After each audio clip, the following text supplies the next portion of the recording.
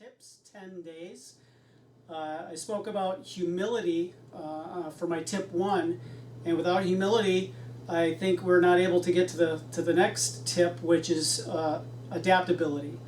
And so if you haven't been following me of late, I've had a hip reconstruction done. My right hip has been replaced. It was actually 8 days ago today, and I've been given some really neat tools that are going to help me stay adaptable and functional. Why do I need these tools? Because I have 3 primary restrictions in my leg right now. I'm not allowed to flex my hip forward, up and down, no matter whether I'm standing or lying. And I'm not allowed to cross my leg along the midline of my body, and I'm not allowed to rotate my leg internally. So with those 3 restrictions, I have to be mindful of everything, whether I'm laying in bed, sitting in a chair, and even standing on my feet. So I want to show you a couple tools that are helping me to stay adaptable. So here's tool number 1. It's a grabber. Looks pretty simple. A little trigger mechanism, and then these paddles at the end actually come together, and you're able to actually grab things at different heights.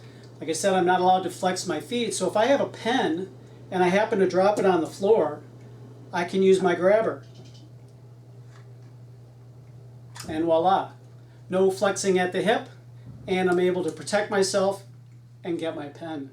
Time for me to get back to work. So here's tool number 2. I'm not really sure what to name it. I would say it's a multi-purpose tool, which is essentially a reacher. It gives you length, again, helping you to prevent the need or the desire to flex your hip more than what you should. So if I want to take off my socks, and you can see my lovely compression stocking underneath, I just use this little device here, push it all the way down,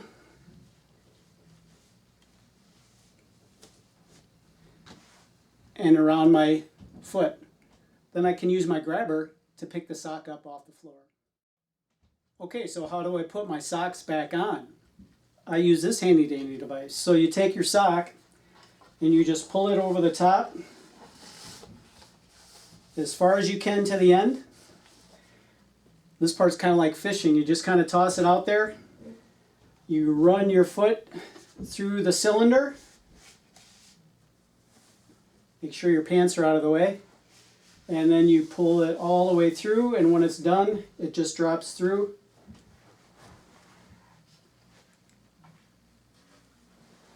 And you're good to go. That's how I get my socks on every day. Once I have my socks on, I have to put on my shoes. My wife and I used to give these to people as gag gifts when they turned 50 years old or some other decade of remembrance of age. And now here I am, I'm using it. So here's that humility piece again. Basically, I'll use my good foot here. I'm just going to slide my foot in, use a shoehorn, minimal bending of my hip, push my foot in, and I'm good to go. Very slick. I hope you enjoyed that video of some of the tools that I'm using currently to help me stay adaptable in a short period of time right now. Hopefully I'll have quick recovery. That's definitely what my goal is. But I think it speaks to what we need to be thinking about just as human beings with trial and error, and when we have obstacles that we have to overcome. These devices are amazing. They're very helpful, but to be quite honest with you, I was frustrated at first. I couldn't do them well.